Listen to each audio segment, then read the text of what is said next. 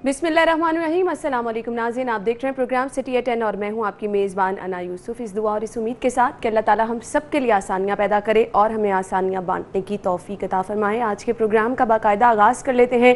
नाज़रीन, हम तो भरपूर कोशिश करते हैं कि लोगों के लिए आसानियाँ बांटी जाएँ, लोगों को बताया जाए कि मुश्किल वक्त में उन्होंने किस तरह से अपनी जानों का तहफ़्फ़ुज़ करना है, लोगों को ये बताया जाए कि शहर के क्या क्या मसाइल हैं, लोगों को ये बताया जाए कि किस मकाम पर उनके लिए सहूलत मौजूद है।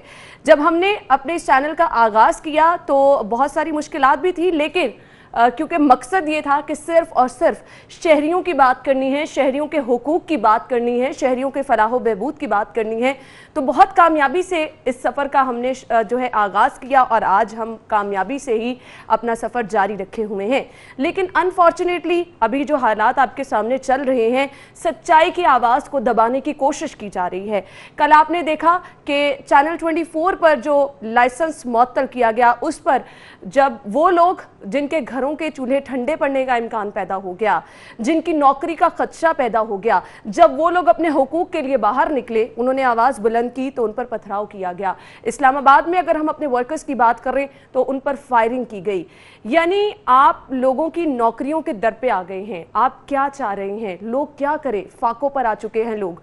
ऑलरेडी हमारी मैशियत मुकम्मल तौर पर तबाह हो चुकी है, महंगाई ने सभी का जीना मुहाल कर दिया है और ये वो लोग हैं जो कि अपनी जान दांव पर लगाकर बाहर निकलकर आप लोगों के लिए काम कर रहे हैं और उनको इस तरह से टारगेट किया गया, निशाना बनाया गया और उनको आप लोगों के लिए काम करने की सज़ा दी जा रही है। तो इस चीज़ की जितनी भी मजम्मत की जाए कम है, लेकिन ये चीज़ें हमें डराने वाली नहीं हैं। इसी तरह से हमारे लोग जो हैं उनका हौसला बुलंद है। मैं इस चीज़ को देख रही हूँ कि कल हमारे बहुत सारे लोग जिन पर पथराव किया गया, बहुत सारे लोग ऐसे भी थे जिनका हमने उसी टाइम देखा कि उनको हॉस्पिटल मुंतकिल करना पड़ा। चूँकि मौसम की शिद्दत भी ऐसी है, कुछ लोग बेहोश भी हुए, उनको अस्पताल हमने मुंतकिल किया। इन तमाम तर हालात के बावजूद कोई ऐसा वर्कर नहीं था जिसका जज्बा हमें कम नज़र आ रहा हो। यानी जितना मर्जी जुल्म किया जाए, जितनी मर्जी हक और सच की आवाज़ को दबाने की कोशिश की जाए, हम सब इस मुश्किल वक्त में भी मुत्तहिद हैं और इंशाअल्लाह मुत्तहिद रहेंगे और ये सिलसिला इसी तरह कामयाबी से जारी रखेंगे। प्रोग्राम का बाकायदा आगाज़ कर लेते हैं। सबसे पहले पहला सेगमेंट शामिल कर लेते हैं, टुडेज़ वेदर।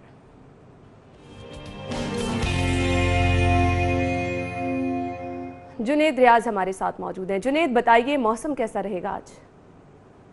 जी, महकमा मौसमियात के मुताबिक आज शहर का मौसम जो है वो जुज़वी तौर पर अबरआलूद रहने का इम्कान है और महकमा मौसमियात का कहना है कि आज गर्द आलूद हवाएं चलने के साथ जो है वो शहर के मुख्तलिफ मकामात पर बारिश भी हो सकती है और आज मौसम जो है वो जुज़वी तौर पर अबरआलूद रहेगा, जिसकी वजह से बादल और सूरज की आंख मचोली का सिलसिला जो है वो दिन भर जारी रहने का इम्कान है। और आज दर्जा हरारत ज़्यादा से ज़्यादा जो महकमा मौसमियात का ने पेशन गोई की है वो 37 डिग्री सेंटीग्रेड तक जाने का इम्कान है और सुबह के वक्त कम से कम दर्जा हरारत जो रिकॉर्ड किया गया वो भी 27 डिग्री सेंटीग्रेड रिकॉर्ड किया गया। अगर हवा में नमी के तनासब की बात की जाए तो सुबह के वक्त हवा में नमी का तनासब 70% रिकॉर्ड किया गया, क्योंकि आज मौसम जुज़वी तौर पर अबरआलूद है, जिसकी वजह से शाम के वक्त हवा में नमी के तनासब की अगर बात की जाए तो महकमा मौसमियात का कहना है कि 54% जो है वो शाम के वक्त हवा में नमी का तनासब रह सकता है। और अगर हवाओं की बात की जाए तो आज हवाएं जो हैं वो 15 से 20 किलोमीटर फ़ी घंटा की रफ्तार से चलेंगी, जिससे गर्मी की शिद्दत में जो है वो मामूली कमी जो है वो महसूस की जा सकेगी। दूसरी जानब महकमा मौसमियात का कहना है कि बुध के रोज़ से जो है वो शहर का मौसम खुश्क रहने का इम्कान है, जिसकी वजह से बुध के रोज़ से जो है वो शहर में गर्मी की शिद्दत में मामूली इजाफा होना शुरू हो जाएगा। ठीक है, thank you so much Junaid. मौसम की सूरत हाल आपने बताई, गर्मी की शिद्दत में इजाफा हो रहा है, हब्स जो है वो बहुत ज़्यादा बढ़ता चला जा रहा है और बारिशों की भी पेशगोई की जा रही है। तो आई होप बारिशों का ये जो सिस्टम शुरू होगा इससे कुछ कदरे मौसम में बेहतरी आएगी। आज की टॉप स्टोरीज की तरफ जाते हैं। लीड स्टोरी डेली सिटी 42 के हमारे पास है। लाहौर में सहाफ़ियों पर पथराव, इस्लामाबाद में फायरिंग और तशद्दुद, गवर्नर पंजाब की यकीन दहानी पर धरना मौखर कर दिया गया। इसके बाद अगली खबर हमारे पास है जी, 24 घंटे के दौरान सिर्फ 334 नए केस, 3 अमवात। अगली खबर, सूबे में वन मैन शो के मनफी कल्चर का खात्मा कर दिया, वजीर आला उस्मान बुज़दार।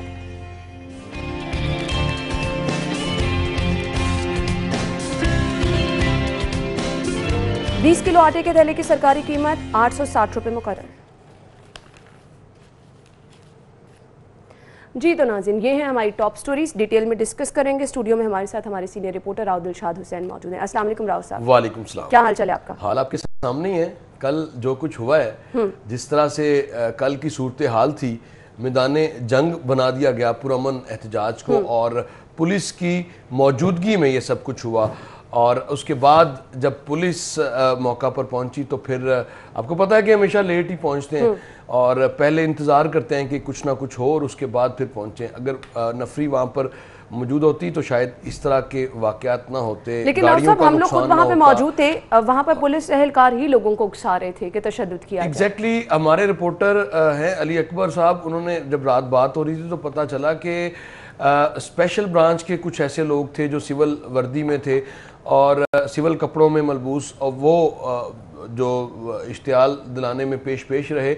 और इसकी निशानदेही ज़रूरी भी है क्योंकि पुरअमन एहतजाज था ना। तो हमने हमेशा जब भी कहीं एहतजाज को कवर किया है, सैकड़ों एहतजाज हम कवर कर चुके हैं और हमेशा पुरअमन रहने की, अपनी बात को पहुंचाने की ज़रूर हमने बात किया कि हुक्काम बाला तक आपका मौक़िफ़ ज़रूर पहुंचे। लेकिन जो सूरत हाल हमने यहाँ पर देखी वो यकसर मुख्तलिफ थी। जब हम अपने राइट के लिए गए, अब देखिए हम किस तरह हो सकता है कि 1000 के करीब जो अफराद हैं, ये 1000 के करीब अफराद नहीं है, ये तकरीबन 10,000 ख़ानदान बनते हैं। बिल्कुल आपने सही कहा।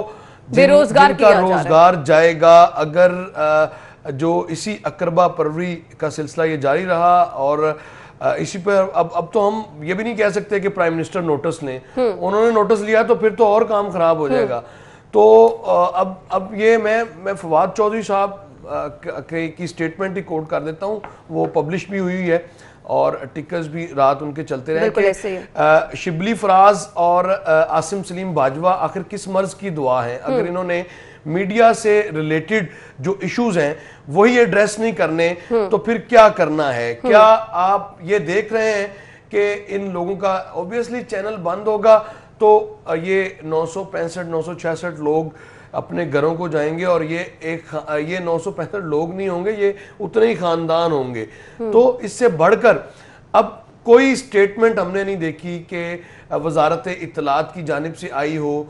कोई इसमें कोई शक नहीं कि कहा जाता है कि जो पैमरा है वो एक ऑटोनोमस बॉडी है, लेकिन आपने अगर सलीम बुखारी साहब को सुना हो इसी सारे असना में तो वो ये बताते हैं कि जो फैसला गवर्निंग बोर्ड को करना चाहिए था या बोर्ड ऑफ डायरेक्टर्स को करना चाहिए था, वो एक नोटिफिकेशन से कर दिया गया। और किसकी वहां पे ये हुआ, ये भी आपके सामने जो पिक्टोरियल इमेजेस आपके सामने चल रहे हैं वो भी आपके सामने है। तो इस सारे सिनेरियो में क्या आप पहले ही आपको आपके इल्म में भी है, मेरे इल्म में भी है कि सैकड़ों की तादाद में पहले ही जब से ये पाकिस्तान तहरीक इंसाफ की गवर्नमेंट आई है, ये बदकिस्मती है कि इनको जितनी तरवीज इनके एजेंडे को मीडिया ने दी और मीडिया के तमाम जो मीडिया हाउसेस हैं उनमें ख्वाह मालकान हो ख्वाह वर्कर्स हो। आपको याद होगा कि रेफरेंडम हुआ करते थे कि कौन पीटीआई को वोट देगा और कौन किसको, और बिल्कुल ये वो सजा है जो भुगत रहे हैं, कौम भी भुगत रही है।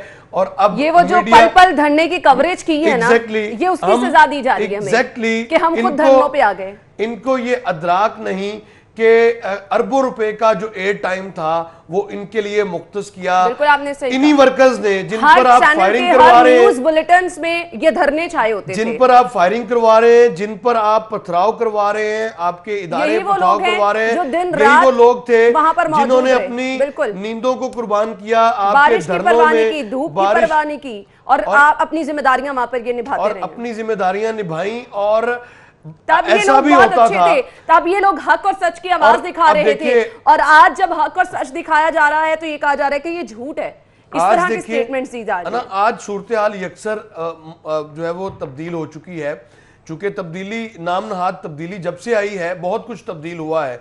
हमने देखा है कि ऑलरेडी इन 2 सालों में बहुत बड़ी तादाद में हमारे जानने वाले, हमारे दोस्त अहबाब मुख्तलिफ इदारों से उनको नौकरियों से हाथ धोना पड़ा है। इस गवर्नमेंट की जो जाबराना पॉलिसीज हैं जिनको इस गवर्नमेंट ने जो है वो ऑन करने की बजाय अपने, अब देखिए हम अक्सर बात करते हैं कि किसी को नौकरी देना शायद बड़ा मुश्किल काम है। अब आपने 1 करोड़ नौकरियों की बात की है, 100 ही दे के दिखा दें, आपको पता चल जाएगा। लेकिन नौकरियों को बचाना मुश्किल है, नौकरियों को बचाना आसान है। अगर एक इदारे चल रहे हैं तो उनको उनकी नौकरियों को बचाना कदरे आसान है बनिस्बत इसके कि आप नई कोई प्रोजेक्ट नए और तो कुछ होता नजर नहीं आ रहा, लेकिन कम से कम जिन लोगों के पास नौकरी है उनको ही आप बचा लें। अच्छा राउत साहब, यहाँ पर मीडिया से हाजिर मुनासिब नहीं, 24 न्यूज का लाइसेंस बहाल किया जाए। चौधरी शुजात ने वजीर आजम को यह खत लिखा है। अब ये वो लोग हैं जो कि वाकई मीडिया के हवाले से बात कर रहे हैं, जिनको पता है कि इनके दौर में मीडिया का क्या किरदार रहा है, अभी भी मीडिया किस तरह जिम्मेदारी से अपना किरदार अदा कर रहा है।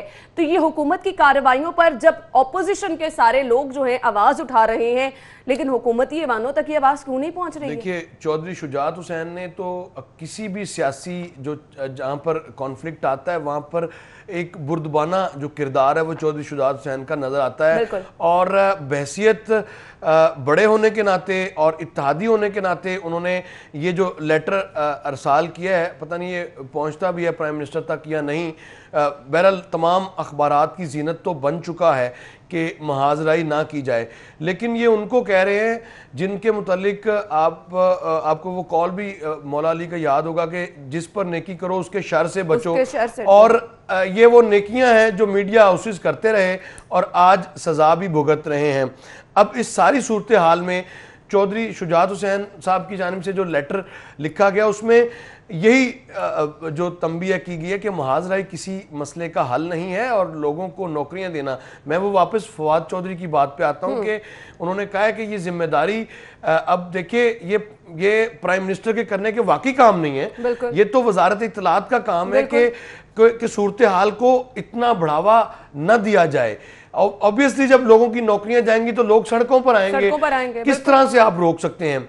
अब नौकरियां बचाने के हवाले से दरमियानी रास्ते की ही बात कर दी है चौधरी शुजात ने, जो फवाद चौधरी ने रात की है। तो अब मैं तो हैरान हूं कि हम समझ रहे थे कि शिबली फराज साहब फरदौस आशिक अवान को अरेस्ट कर रहे हैं, तो ये एक बहुत जबरदस्त चेहरा और खालिस्तान जो पाकिस्तान तहरीक इंसाफ का चेहरा है वो सामने आया है। और वो चेहरा जिसने ये सब कुछ देखा हुआ है, मीडिया के लोगों ने जिस तरह सपोर्ट की और अनकंडीशनल सपोर्ट की, आपको पुशअप्स दिखाते हुए भी दिखाया, आप कहां से आ रहे हैं आपको पानी में खड़े हुए भी दिखाया, आपको अगर किसी जगह पर कोई मसला होता है तो मीडिया के लोग वहीं खड़े रहे, आप बेशक साइड पे हुए, आपको दिखाते रहे आपके इश्यूज।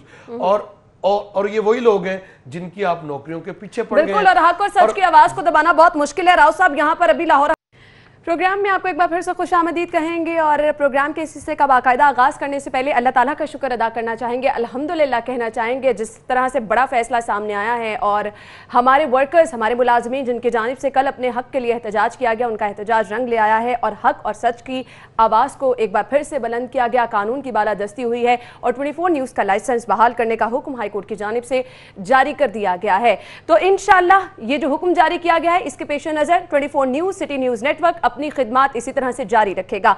आप तक लोगों के मसाइल और लोगों की आवाज़ और हक और सच इसी तरह से पहुंचाने का सिलसिला हम जारी रखेंगे। कामयाबी का ये सफ़र इंशाअल्लाह इसी तरह से जारी रहेगा।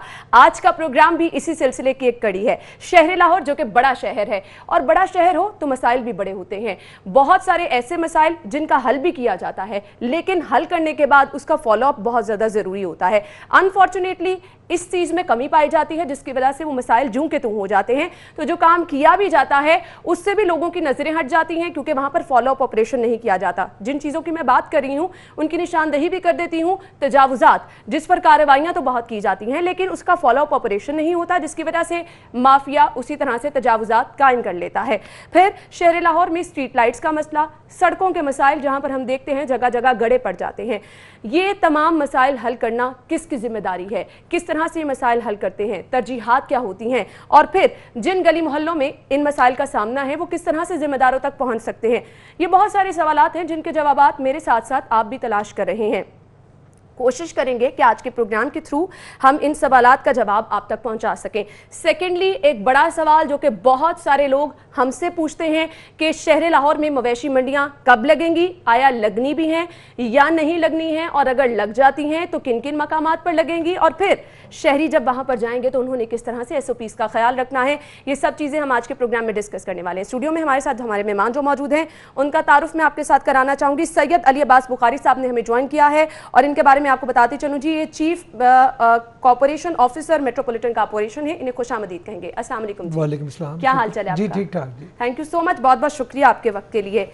जिस तरह से आपने मेरा इंट्रो सुना कि शहर जब बड़ा होता है तो मसाइल भी बड़े हो जाते हैं, तो जिम्मेदारियां भी बड़ी हो जाती हैं, तो कैसे निभाते हैं ये जिम्मेदारी? देखें, ये चैलेंजेस हैं और मेट्रोपॉलिटन कॉर्पोरेशन लाहौर शहर का इदारा है, हम भी लाहौर के बासी हैं, इसकी खिदमत के लिए हम दिन रात कोशां भी हैं। ठीक है, कई जगहों पे हमारी खामियां भी हैं, लेकिन हम साथ साथ उनको चेक भी करते हैं और ठीक भी करते हैं। आपने तजावजात की बात की, ये कॉन्टीन्यूस अमल है। जैसे डेली रोज़ लाहौर में गंद आता है, उसको हम साफ़ करते हैं, सैनिटेशन हमारी एजेंसी, उसी तरह तजावजात हैं। इसमें कुछ ह्यूमन पर्सपेक्टिव भी शामिल है। कुछ जगहों पे हमने डेजिग्नेटेड बाज़ार बनाए हैं, कई जगहों पे जो इंक्रोचमेंट, जहाँ ट्रैफिक की न्यूसेंस होती है, लोगों को प्रॉब्लम का बायस बनती है, उधर हम कॉन्टीन्यूस ऑपरेशन करते हैं और रेगुलर बेसिस पे इनको क्लियर भी करते हैं। कई जगहों पर हम कामयाब भी हो जाते हैं, कई जगहों पर नाकामी भी होती है। अली अब्बास साहब, मैंने कहा ये कॉन्टिन्यूस प्रोसेस है, बिलाशुबा आप लोग कार्रवाइयां करते हैं, इस चीज से इनकार नहीं है, लेकिन कार्रवाई करके उस जगह को भूल जाना, हमने तो बहुत सारी कार्रवाइयां ऐसी भी देखी हैं कि यहाँ से MCL कार्रवाई करके जाती है, वहां से दोबारा से वहां पर तजावुजात कायम कर ली जाती हैं। क्यों इस चीज में नाकामी है? आप ठीक कह रही है, लेकिन अब इसका बड़ा स्ट्रॉन्ग हमने मैकेनिज्म बनाया है। अब लाहौर और डिस्ट्रिक्ट एडमिनिस्ट्रेशन और LDA जेलों के काम कर रहे हैं, ACs इसकी मॉनिटरिंग कर रहे हैं, और फिर हमने हर एरिया को बीट ऑफिसर्स में कर दी है। फिर जहाँ एक बार अगर रीअकरेंस होगी तो उस एरिया का जो ऑफिसर है उसके खिलाफ हम मेरे ख्याल से वो इलाके जहाँ पर तजावुजात होती हैं आपके फिंगर टिप्स पे होंगे, तो मेरे ख्याल से उस पे तो कार्रवाई इतनी मुश्किल नहीं है।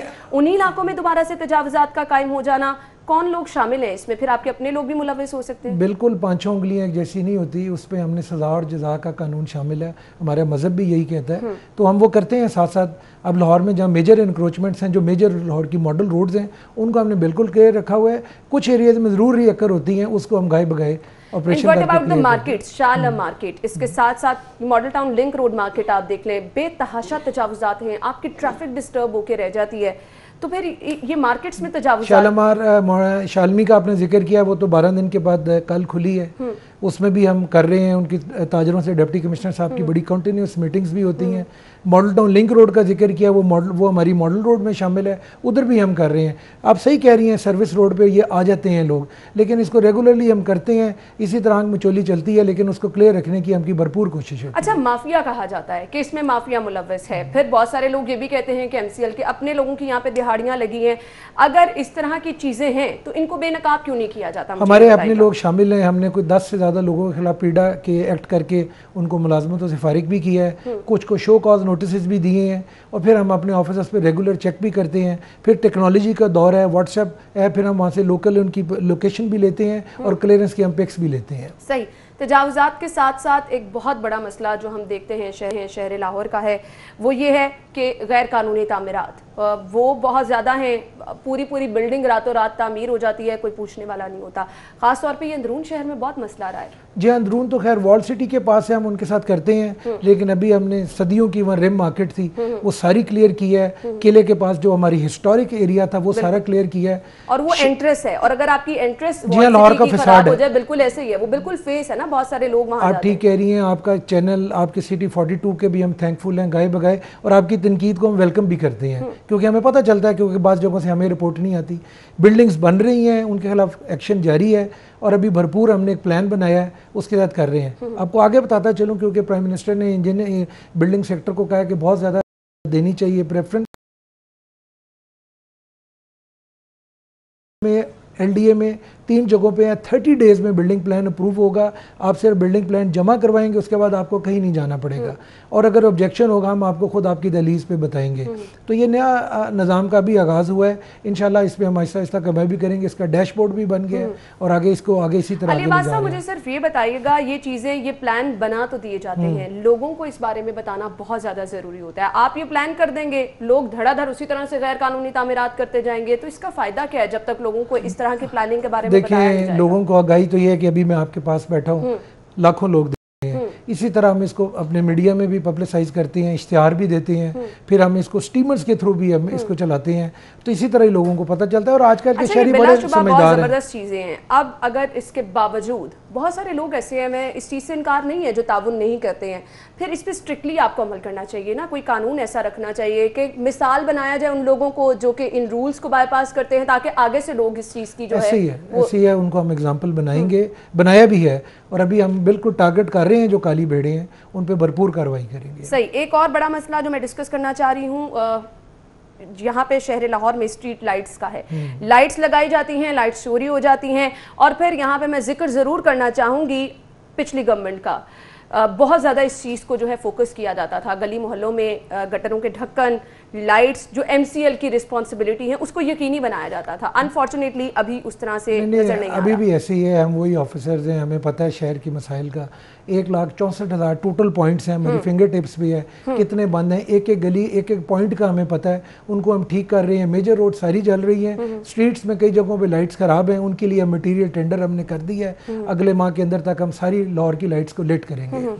अच्छा, मुझे ये बताइएगा, स्कीम्स जो रखी जाती हैं, फंड्स रखे जाते हैं, उसमें से हमारी इन्फॉर्मेशन के मुताबिक तकरीबन 5% सिर्फ इस्तेमाल की गई हैं, क्यों? नहीं, ऐसे नहीं है। स्कीम्स हम नीड बेसिस पे कर रहे हैं। हमने लाहौर की तमाम स्कीम्स को आइडेंटिफाई कर ली है। PMSP प्रोग्राम आ गया है, जो डिप्टी कमिश्नर की सरबराही में स्कीम्स हम अप्रूव कर रहे हैं। अभी हमारे 100 से ज़्यादा स्कीम्स के टेंडर्स लग गए हैं। इसके अलावा इसमें मॉल रोड शामिल है, इलामा इकबाल रोड शामिल है, दाता साहब का मंसूबा है, सर्कुलर रोड है। 2020 ईयर की बात करूं, इसमें मुझे कोई शहर में एज सच उस तरह से तरक्याती काम गली मोहल्लों की सतह पर भी होता नजर नहीं आया। इसकी वजह क्या है? आप ठीक कह रही हैं, पैच वर्क हम कर रहे थे। अभी हमें फंड्स जो है हमारे हमने ऑन सोर्स से हमने जनरेट किए हैं, हमारी टेंडरिंग प्रोसेस हो गया है। अभी अगले 1-2 माह में आपको सड़कों पे ये काम बहुत तेजी से होता नजर आएगा। सही। अब आगे आप देख रहे हैं मॉनसून भी आ रहा है, तो ये एक बड़ा चैलेंज हो जाता है। सेकेंडली, एक बड़ा मसला जो लाहौर में है, जहां मर्जी से सड़क उखाड़ के कोई चले जाता है, वो चाहे डिफरेंट महकमे होते हैं, सुई गैस कह लें आप, PTCL कह लें, और उसके बाद उसको ठीक करने वाला कोई नहीं होता। तो इस पर क्यों ये तमाम इदारे ताउन नहीं करते MCL से? क्योंकि इस ताउन के बगैर ऑब्वियसली फिर लोगों को उसका मसला रहता है। जी हाँ, ये टीम वर्क है। बेसिकली ये रोड कट लगाते हैं, लेकिन अभी इसकी एक बाकायदा कमेटी बन गई है, सारे इदारे मिलते हैं। अभी जिस इदारे ने भी जो लगाना होता है उस कंसर्न्ड अथॉरिटी से वो इजाज़त लेता है, फिर उसके वो पैसे जमा कराता है और उसके बाद उसकी तामीर की जाती है। सही। मुझे ये बताइएगा, बहुत सारी गलियाँ ऐसी हैं जहाँ पर हमने देखा कि गटरों के ढक्कन ना होने की वजह से, हमने अपने चैनल पे रिपोर्ट किया है, बहुत बहुत बड़े वाक़यात पेश आए हैं, बच्चे गटरों में खेलते हुए गिर गए। इस चीज़ को यकीनी बनाने के लिए क्या किया? बैनुल कवर्स जो हैं वो लाहौर में ज़्यादा जुरिस्डिक्शन तो वासा की है, लेकिन MCL भी उनके साथ हम अपनी हदूद में भी लगाते हैं, और ये बड़ा ही एक सीरियस इशू है। इसमें हमें पब्लिक को भी सपोर्ट करनी पड़ेगी, वो सेफगार्ड करें, क्योंकि ये जो सड़कों पे नशई और दूसरे फिरते हैं ये भी उनको उठा लेते हैं, लेकिन इसको साथ साथ हम कवर करते हैं और फिल कर रहे हैं। सही। मुझे कुछ अपनी टीम के हिरारकी बताइएगा, क्योंकि इन चीज़ों पे चेक एंड बैलेंस रखना और बार बार आपका इन गली मोहल्लों की सतह पर जाना, ऑपरेशन करना बहुत ज़्यादा ज़रूरी है। इनफ टीम आपके पास है जितना बड़ा शहर है? बिल्कुल, ये तो आपने पूरा एक ब्यूरोक्रेटिक क्वेश्चन कर लिया है मुझसे। मैं चीफ कॉर्पोरेशन ऑफिसर हूँ, मुझे हेड एडमिनिस्ट्रेटर करते हैं जो कमिश्नर हैं। मेरे नीचे जो है 9 जोन्स हैं, हर जोन्स का एक जोनल हेड है। इसी तरह एक चीफ इंजीनियर है जिसको हम MOI कहते हैं, उनके नीचे 9 एक्सियंस हैं, फिर उनके नीचे पूरी टीम है। उनको हमने आगे एरियाज, जैसे जो ओल्ड अब फील्ड ऑफिस हमारे बन गए हैं यूनियन काउंसिल्स की जगह, उनको तमाम एरियाज हमने डिवाइड की हुई है। ये विजिट करते हैं, उसके मुताबिक फिर हम वहाँ काम करवाते हैं, और फिर डेवलपमेंट भी इन्हीं के थ्रू करवाते हैं। सही। तो मुझे बताइएगा, अब ये तो सारी आपकी हिरारकी है, लोग काम भी आपके कर रहे हैं, अब वो लोग जिनके गली मोहल्लों में मसाइल हैं उन्होंने आप तक कैसे पहुंचना है? गली मोहल्लों के लिए बहुत ही हमने आइडियल किया है, जो हमारे नए फील्ड 107 फील्ड ऑफिसेज हमारे कायम है, जहाँ death registration, birth registration, divorce, marriage, और उसके साथ हमने वो छोटी मिनी MCLs बना दी हैं। साहब, इस चीज़ों के लिए जो आपने जिक्र किया है ना, बहुत ज़्यादा लोग परेशान नजर आते हैं, एक जगह जाते हैं उन्हें दूसरी जगह भेज दिया जाता है, ऐसा क्यों? हाँ, ये अब नहीं है। जिसकी जो शिकायत है वो अपने एरिया के फील्ड ऑफिस में एक डब्बा है, वो उसमें डाल देगा, वो हम तक पहुंच जाएगी, हम उस पर कार्रवाई करेंगे। और ये बातों की हद तक नहीं है, आपके लोग चेक भी करते हैं। अनफॉर्चुनेटली यहाँ पर अगर ये निज़ाम आप कह रहे हैं ना कि मौसर है, तो मुझे तो नहीं लगता कि नहीं, ये बहुत मौसर है। हम इस शहर की खिदमत कर रहे हैं। मैं खुद यहाँ रहता हूँ, इन्हीं सड़कों गलियों से गुजरता हूँ, तो मुझे इससे ज़्यादा क्या एहसास होगा। सही, तो लोग जो अपने मसाइल हल करवाना चाहते हैं वो इस तरह से अपने मसाइल हल कर सकते हैं। आप अपने मसाइल गली मोहल्लों की सतह पर भी जो हैं, जिस तरह के अली अब्बास साहब ने बताया कि फील्ड ऑफिसर होते हैं, उनके थ्रू आप अपने मसाइल रजिस्टर्ड करा सकते हैं। एक बड़ा सवाल जो कि शहर के वासियों का है वो ये है कि इस दफ़ा मवेशी मंडियाँ लगेंगी या नहीं? लगेंगी जी, बिल्कुल लगेंगी, क्योंकि ये हमारा एक ट्रेडिशनल रिचुअल है, मज़हब इन्वॉल्व है, इसकी हम बिल्कुल पासदारी करेंगे। लोगों ने ख़रीदना भी है, तो इसके लिए, लेकिन इसके ऊपर हेल्थ डिपार्टमेंट ने 2 जुलाई को बड़ी डिटेल्ड SOPs बना दी हैं। हम उनको फॉलो करवाएंगे। ये शहरी हदूद से थोड़ा सा बाहर लगेंगी। पहले 6 लगती थी, अब हम 11 से लगा रहे हैं, इसको डबल कर दिया है हमने। ठीक है, मकामात का जिक्र प्लीज आप कर दीजिएगा। कुछ मकामात अखबार में भी आ गया, लखो डैर में है, सगिया पे है, इसके अलावा फेज़ 9 प्रिज्म में है, फिर निश्तर टाउन में अलोकी के पास है। इस तरह लाहौर के काना, लाहौर के चारों तरफ हमने इसको लगाया है ताकि लोग इजीली वहाँ पहुँच सके। सही, हम सहूलियात हमेशा देखते हैं MCL की जानिब से, सिटी डिस्ट्रिक्ट गवर्नमेंट की जानिब से प्रोवाइड की जाती है, लेकिन इस दफ़ा चैलेंज है सिर्फ सहूलियात नहीं प्रोवाइड करनी, इस दफ़ा आपने SOPs पे इम्प्लीमेंट भी करवाना है। बाजारों में हमने देखा SOPs का बहुत बात की गई लेकिन इम्प्लीमेंट नहीं कराया गया, लेकिन यहाँ पे बहुत ज़्यादा ज़रूरी हो गया है। कैसे करवाएंगे? ये हमारे लिए बहुत बड़ा चैलेंज है। आपने ठीक क्वेश्चन किया है, बल्कि आपकी चैनल के तवज्जो से मैं लोगों को भी कहूँगा कि इसमें 2 से ज़्यादा लोगों को मत लेके आएँ, बच्चे साथ मत लेके आएँ, बुज़ुर्ग अफराद बिल्कुल ना आएँ। फिर हमने इसमें मास्क मस्ट किया है, किसी जानवर को ग्लव्स के बगैर हम हाथ नहीं लगाने देंगे, उसमें भी हम डिस्टेंसिंग रखेंगे। एंट्री और एग्जिट पॉइंट्स हम बना रहे हैं, पार्किंग एक साइड पे बना रहे हैं।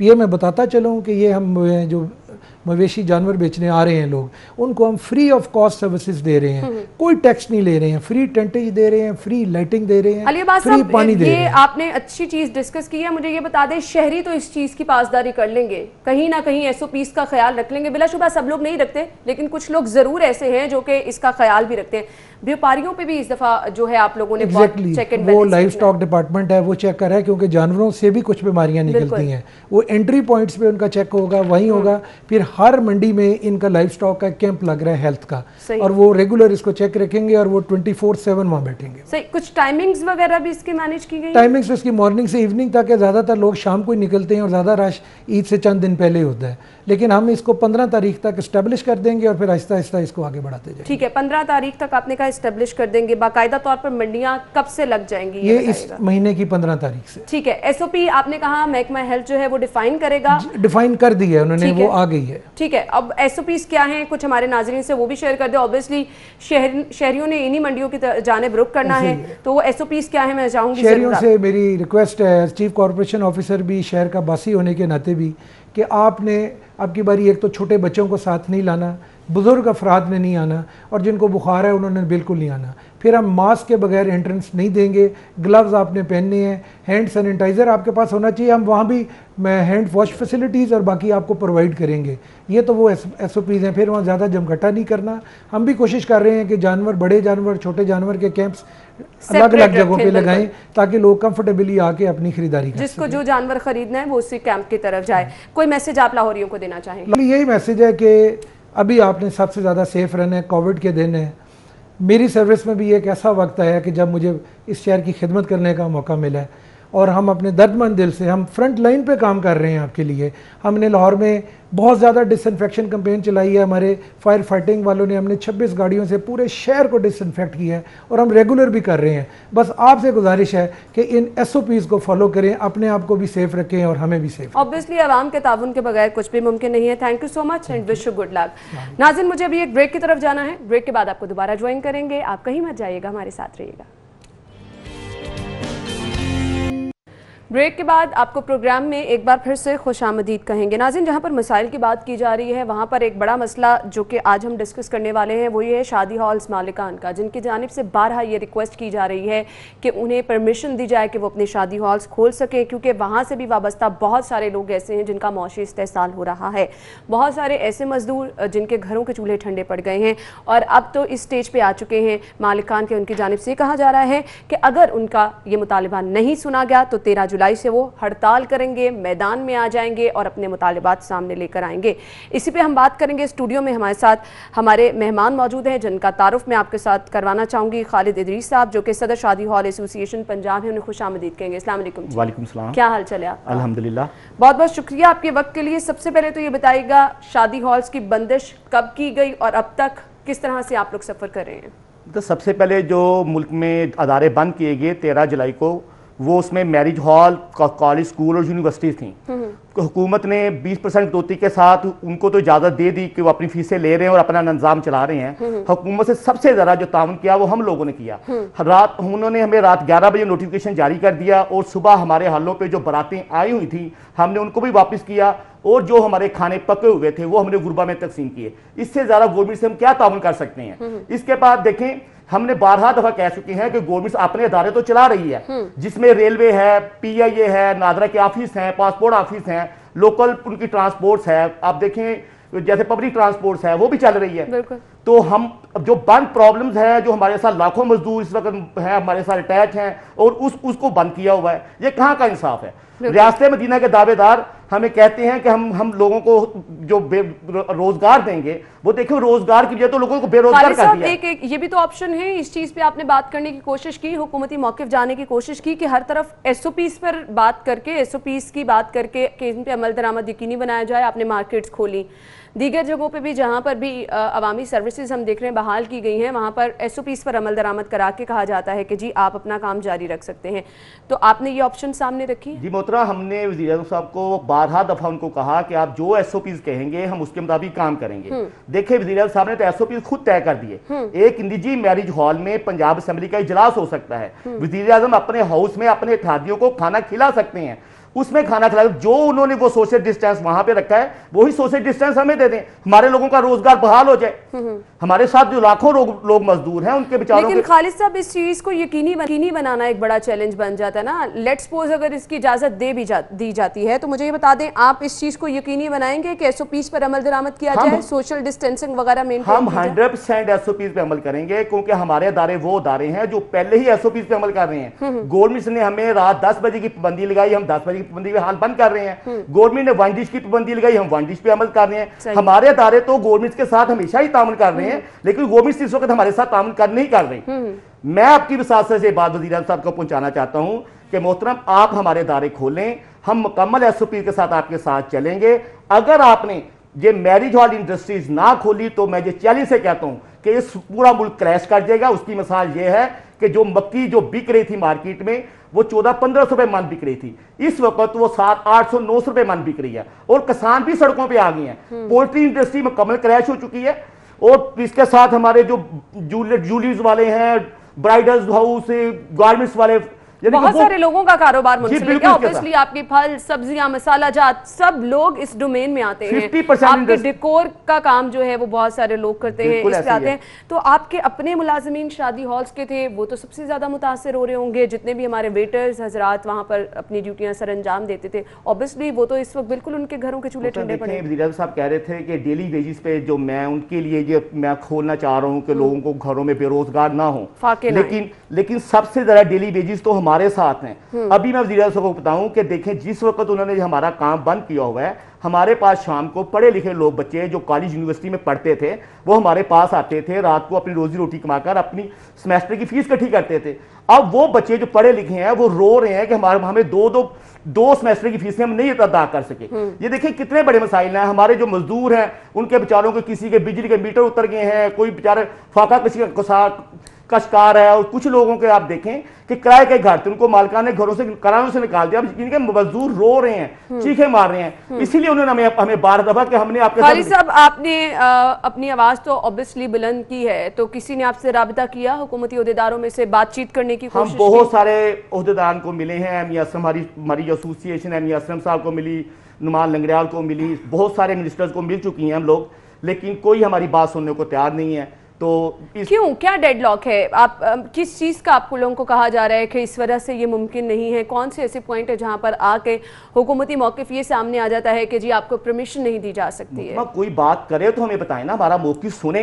हमने कहा आपके जो SOPs भी होंगे हम 100% उस पर अमल करेंगे, लेकिन वो इस पर हमारे साथ बात करने को तैयार ही नहीं है। मियां असलम इकबाल साहब से जो आपकी मीटिंग हुई उस पर उन्होंने आपने अपने तहफ़्फ़ुज़ात का बताया, SOP पर आपने कहा अमल दरामद कर लेंगे, उसके बावजूद यकीन दहानी नहीं कराई गई कि बिल्कुल कोई राब्ता नहीं किया गया। हमने 12 दफ़ा हमारे सरपरस्त आले मियां लियाज साहब है, उन्होंने 12 दफ़ा उनको फ़ोन किया, अब तो वो फ़ोन ही नहीं उठा रहे। बल्कि 5-6 दिन पहले हम नुमान लंगड़ियाल से मिले तो उस वक्त उसमें मसर चीमा साहबा थी जो उन्होंने लाइव लिया था एक शो में, तो उन्होंने मुझे कहा कि हम आपके लोगों को कोई डेली बेसिस वालों को एहसास प्रोग्राम में शामिल करेंगे। बेसिक का अंदाजा लगाएं, ना हमारे किसी मुलाजिम को एहसास प्रोग्राम में दिया गया और हमारे लाखों लोग, ना हमें कुछ गिल्टी बिल में को राय दी गई, ना मालकान को, ना मुलाजमीन को, वो सब कुछ वैसे का वैसा आ रहा है। तो मैं करीबन कितने लोग इस कारोबार से मुंसलिक हैं और कितने लोग ऐसे हैं जो अब इस सूरत हाल 8 मिलियन के करीब लोग इस वक्त इससे मुतासर हैं और हर घर के 5 अफराद भी लगाएं तो 4 बिलियन लोग बनते हैं जो इस वक्त मुल्क में जो क्राइसिस का शिकार हैं। मैं वज़ीर साहब को कह रहा हूं कि बहुत बड़ी इंडस्ट्री है, जब 12 हम कह रहे हैं कि मुल्क क्रैश कर जाएगा, खुदारा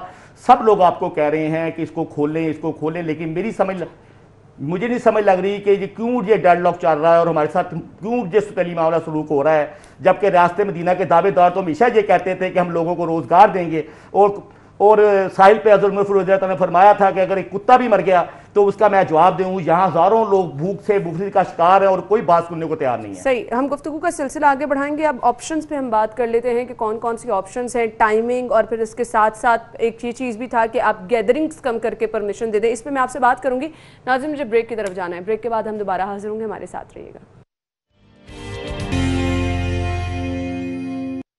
वेलकम बैक। गुफ्तगू का सिलसिला आगे बढ़ाएंगे। हमारे साथ सदर शादी हॉल्स एसोसिएशन पंजाब मौजूद हैं। मुझे ये बताएगा खालिद साहब, इन केस अगर हुकूमत की जानिब से फैसला आपके हक़ के लिए कर दिया जाता है, जैसे कि आप आवाज़ बुलंद कर रहे हैं, बहुत सारे लोगों का कारोबार मुंसलिक है, तो आपने अपनी प्लानिंग क्या कर रखी है? क्योंकि बहुत ज़्यादा ज़रूरी है कि टाइमिंग, लोगों के मुताबिक स्पेस मैनेज करना, SOPs का ख्याल रखना, फिर ये आपके एंड पे जिम्मेदारी बन जाती है। जी बिल्कुल, हमारे एंड पे जिम्मेदारी है, हम इसको बिल्कुल प्रॉपर तरीके से मैनेज करेंगे।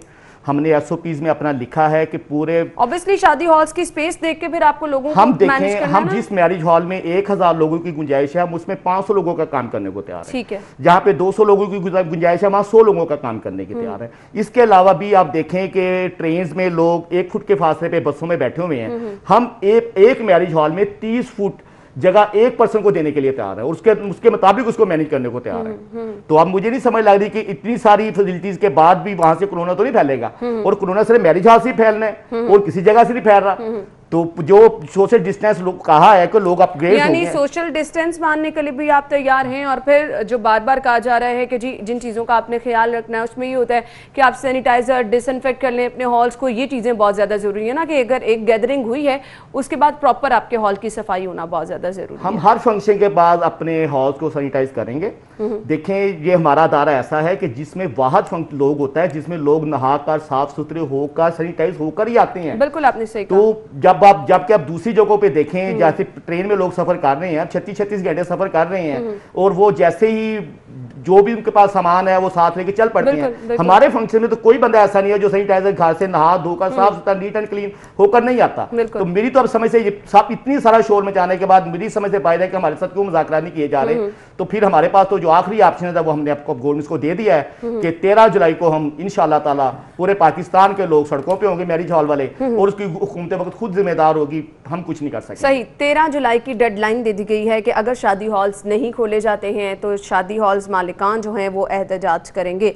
मुझे बताएगा, इस एहतजाज की कॉल पर आपके तमाम लोग मुत्तहिद हैं कि कुछ लोग ऐसे भी हैं जो डिफरेंट धड़ों में तकसीम हो जाते हैं? हमारा एक बंदा भी डिफरेंट नहीं है। जिस दिन हमने 13 जुलाई की कॉल दी, उसी दिन कराची से, उसी दिन कोटा से, उसी दिन KPK से, चारों सूबों ने वही डेट अनाउंस की है, और अल्हम्दुलिल्लाह एक ही दिन चारों सूबों में एहतजाज होगा।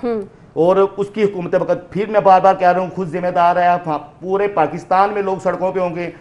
सही, इन केस अगर आपकी हड़ताल के बाद, क्योंकि अभी भी आप मुसलसल आवाज़ बुलंद कर रहे हैं और बातचीत करने की कोशिश कर रहे हैं, लेकिन इस पर कोई रद्द-ए-अमल सामने नहीं आ रहा, इन केस अगर आपकी हड़ताल के बावजूद कोई हिकमत अमली सामने नहीं आती है तो फिर आप क्या करेंगे? आगे क्या आपका प्लान है? उतना हम इंशाअल्लाह ताला, मेरे तो ख्याल में तो जब लोग सड़कों पे आएंगे तो मेरे ख्याल में तो गवर्नमेंट को उससे पहले ही बात मान जानी चाहिए। अगर वो हमारी बात नहीं मानेगी तो ला महल्ला हम सड़कों पे होंगे, तो फिर हम अपने घरों को नहीं जाएंगे, क्योंकि हमारी जो पोजीशन है लोगों की मुफलिसी की, कि मैं आपको बता नहीं सकता कि लोग कितने क्राइसिस का शिकार हैं। तो उसके बाद तो हमारे दोस्तों ने कहा है कि हम तो यहाँ पे इंशाल्लाह ताला या कोरोना से मर जाएंगे या भूख से मर जाएंगे। ऑब्वियसली फिर फाके इस तरह से हो जाते हैं कि लोग फाकों से मरना शुरू हो जाते हैं।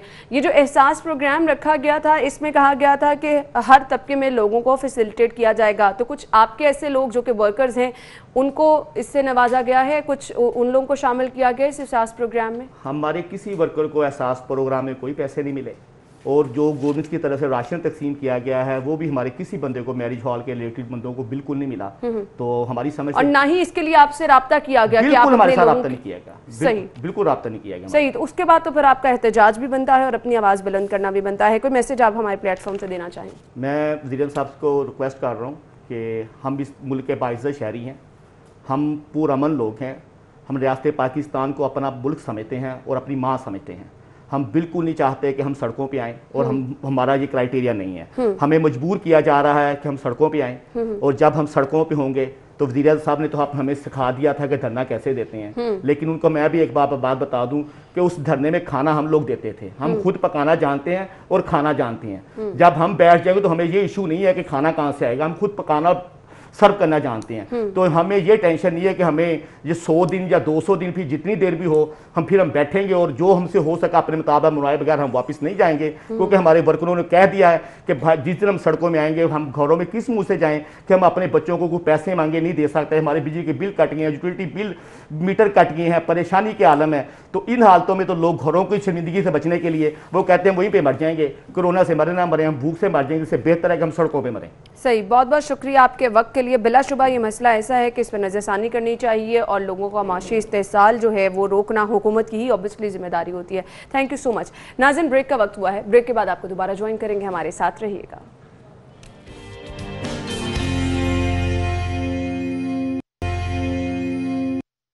ब्रेक के बाद प्रोग्राम में आपको एक बार फिर से खुशामदीद कहेंगे, और इस प्रोग्राम के सेगमेंट में हम बात करने वाले हैं व्हाट्सएप पे, क्योंकि बहुत सारे लोग इसको इस्तेमाल करते हैं, तो इसके जो टाइम टू टाइम नए फीचर्स आते रहते हैं वो आपके साथ शेयर करना बहुत ज़्यादा ज़रूरी होते हैं। हमारे मेहमान जिन्होंने हमें ज्वाइन किया उनका तारुफ मैं आपके साथ कराती चलूँ जी। हमारे साथ सॉफ्टवेयर इंजीनियर हैं दाऊद सिद्दीक, उन्हें खुशामदीद कहेंगे। अस्सलाम वालेकुम दाऊद, क्या हाल चाल है आपके? वालेकुम अस्सलाम अना, बहुत बहुत शुक्रिया, मैं बिल्कुल ठीक ठाक हूँ, आप कैसी हैं? बिल्कुल ठीक ठाक, थैंक यू सो मच, आपके वक्त का बहुत बहुत शुक्रिया। व्हाट्सएप के कुछ नए फीचर्स मुतारिफ जो कराए गए हैं उसके बारे में मैं आपसे जानना चाहूँगी, हमारे नाजरीन को बताइएगा। बिल्कुल, व्हाट्सएप एक बहुत ही ज़्यादा यूज़ होने वाली सोशल मीडिया एप्लीकेशन है। इसमें आज जिन चीज़ों के ऊपर हम थोड़ी सी रोशनी डालेंगे उनमें है कि एक तो सबसे इम्पोर्टेंट और ट्रेंडिंग टॉपिक चल रहा है कि डिलीटेड मैसेजेस को कैसे रीड किया जाता है व्हाट्सएप के ऊपर। सही। उसके बाद हम देखेंगे कि डार्क मोड कैसे इनेबल करते हैं। देन हम ये भी देखेंगे कि ब्लू टिक्स को आप अपने डिसेबल कैसे कर सकते हैं। उसके बाद आप एक स्पेसिफिक ग्रुप के ऊपर मीडिया को कैसे बैन कर सकते हो, मतलब मीडिया कंटेंट को डाउनलोडिंग करने से कैसे बैन कर सकते हो। मोस्टली होता ये है कि हम कई ग्रुप्स के अंदर ऑटोमेटिकली लॉग इन कर दिए जाते हैं, मतलब हम ऐड कर दिए जाते हैं, और हमारी गैलरी में उस कंटेंट, उस ग्रुप का सारा कंटेंट जो है वो डाउनलोड होता रहता है, मतलब उसकी इमेजेस, उसकी वीडियोस हमारी फोन की गैलरी में सेव होती रहती हैं। उसको कैसे हम डिसेबल करेंगे। सही। तो एक उस चीज को देखेंगे। उसके बाद हम देखेंगे कि प्राइवेसी को हम कैसे सेटअप करेंगे। तो स्टेप बाय स्टेप हम इस पे मूव ऑन करेंगे, तो आप कंटिन्यू कीजिए काइंडली। जरूर। सबसे पहले तो दाऊद हमें ये बता दीजिएगा, व्हाट्सएप मैसेजेस जो कि सेंड किए जाते हैं बाद में उनको डिलीट कर दिया जाता है, आपने कहा कि उसको दोबारा हम रीड कर सकते हैं, वो किस तरह से? अना, इसमें इस तरह से है कि ये 7 मिनट का टाइम होता है आपके पास। अगर आप कोई मैसेज सेंड करते हैं व्हाट्सएप के ऊपर और उसके बाद आप डिलीट फॉर एवरीवन करते हैं, तो वो विद इन 7 मिनट्स आप उसको कर सकते हैं। तो इसको रीड करने का तरीकाकार ये है कि इसके लिए एक एप्लीकेशन डाउनलोड करनी पड़ती है आपको, नोटिफिकेशन लॉग ऐप के नाम से। मैं लेटर ऑन इस इस वाले सेशन की वीडियो की यूट्यूब की वीडियो में कमेंट सेक्शन में उसका लिंक शेयर कर दूंगा, तो वो हमारे व्यूअर्स जो है वो वहां से डाउनलोड कर सकेंगे इजीली। ठीक है। तो इसमें आपको वो डाउनलोड करनी पड़ेगी, उस पे आपको अपने नोटिफिकेशन जो है उनको एक्सेस ग्रांट करवानी पड़ेगी। देन आप उस एप्लीकेशन के अंदर अपने डिलीटेड व्हाट्सएप मैसेजेस जो हैं वो रीड कर सकते हैं वेरी इजीली। तो वो 1 स्टेप जॉब है, वो इतना कोई मुश्किल काम नहीं है। सही सही, ये बहुत ज़बरदस्त ऑप्शन है। और अगर आप ये एप्लीकेशन डाउनलोड कर लेंगे, जैसा कि दाऊद ने बताया कि वो लिंक शेयर कर देंगे, तो आप वो लिंक जो है उससे इसको डाउनलोड भी कर सकते हैं। दाऊद, ब्लू टेक्स्ट की हमने बात की, इसको किस तरह से ख़त्म किया जा सकता है?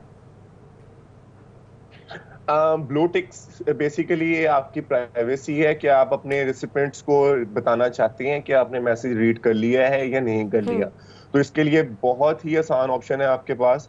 आप सिंपल अपनी प्राइवेसी में जाएं, अपनी सेटिंग्स की प्राइवेसी में जाएं, वहां पे रीड रिसिप्ट्स के नाम से एक चेक बॉक्स होगा, आप सिंपली उसको अनचेक कर दें। बाय डिफॉल्ट वो सबका चेक्ड होता है, जिसका मतलब होता है कि जब मेरा मैसेज डिलीवर्ड हो जाए तो मेरे नेक्स्ट पार्टिसिपेंट को और मुझे, हम दोनों को पता चल जाए कि हमारे मैसेजेस जो हैं वो डिलीवर्ड हो चुके हैं।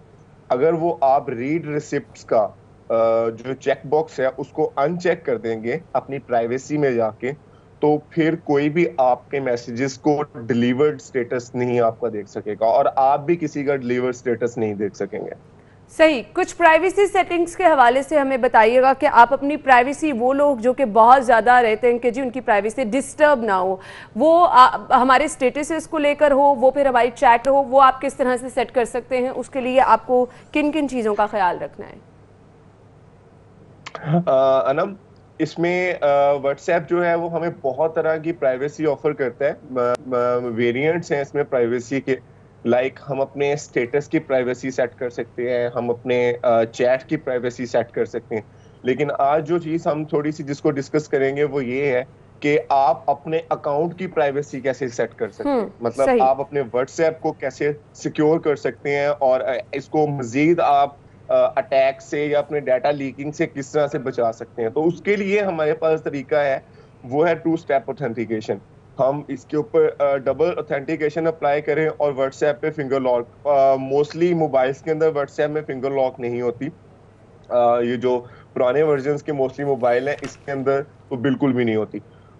लेटेस्ट फीचर्स वाले मोबाइल्स के अंदर फिंगरप्रिंट का ऑप्शन होता है कि व्हाट्सएप को आप फिंगरप्रिंट के साथ अनेबल कर सकें और उसके बाद आप 2 स्टेप ऑथेंटिकेशन लगाएं।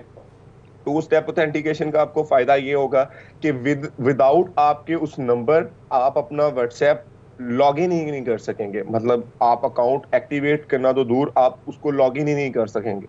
तो जब तक आपके नंबर पे वो पासकोड सेंड नहीं होगा और वो पासकोड आप एंटर नहीं करेंगे, तब तक आपको व्हाट्सएप अलाउ नहीं करेगा लॉग इन करने का। सही। और इसके साथ साथ मुझे ये बताइएगा, जो आपने सेटिंग्स में जिक्र किया प्राइवेसी सेटिंग्स को लेकर, वो आप किस तरह से सेट कर सकते हैं? वो बिल्कुल इसी तरह से जिस तरह से आपने अभी अपनी रीड रिसिप्ट्स के चेक को अनटिक किया था, वैसे ही आप प्राइवेसी में जाएं तो वहां पे 2 स्टेप ऑथेंटिकेशन है, उसको आप अनेबल कर दें तो सिंपल आपकी ये वाली अनेबल हो जाएगी।